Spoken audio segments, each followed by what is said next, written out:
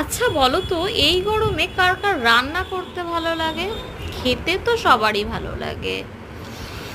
আমারও কিন্তু রান্না করতে একদমই ভালো লাগছিল না এই গরমের মধ্যে, তবুও আমি বসে পড়েছিলাম এই চিলি মাশরুম করতে। মেন কথা, দেখে নাও আমি কীভাবে চিলি মাশরুমটা তৈরি করলাম।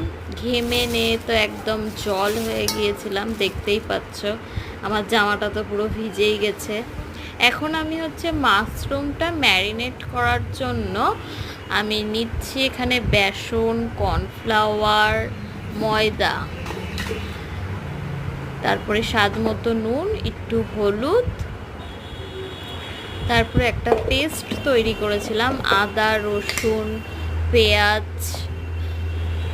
লঙ্কা, ধনেপাতা, পুদিনা পাতা এসব দিয়ে একখানা পেস্ট তৈরি করেছিলাম। সেই পেস্টটা দিয়ে দিয়েছিলাম।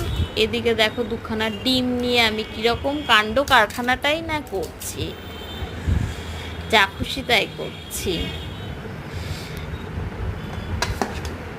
তারপরে এটাকে ভালো করে আমি মিক্সড করে নিলাম, কারণ এটাকে আমি গরম তেলে ফ্রাই করে নেব, যেরকমভাবে চিকেন পকোড়া ফ্রাই করে নেয় সেরকমভাবে। একটু আমি গোলমরিচ গুঁড়োও দিয়ে দিয়েছি যাতে একটু ঝাল ঝাল টেস্টটা আসে, সেই জন্য। দেখো আমার ভালো করে ম্যারিনেট করা হয়ে গেছে এটাকে। এরপরে আমি যেই না তেলের মধ্যে ছিটকে ছেড়েছি, সেই না আমার হাতে একটা তেল ছিটকে এসে ফোসকা পড়ে যাচ্ছিল।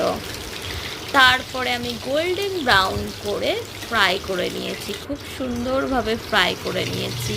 এই দেখো ফার্স্ট বারের পকোড়াগুলো, মাশরুম পকোড়াগুলো পুরো রেডি একদম খাওয়ার জন্য। এটা তোমরা গরমা গরম মুড়ির সাথেও খেতে পারো, সন্ধ্যের টিফিন হিসাবে।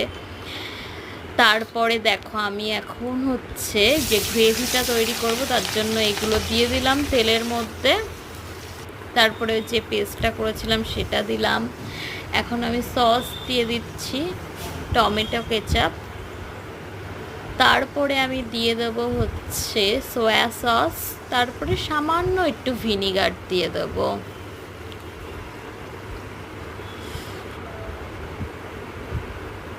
একদম দেখো কালারটা পুরো একদম কালো কালো লাগছে একেবারে দেখতে। খেতে কিন্তু হেভি টেস্টফুল হয়েছিল, আমার তো দারুণ লেগেছিল।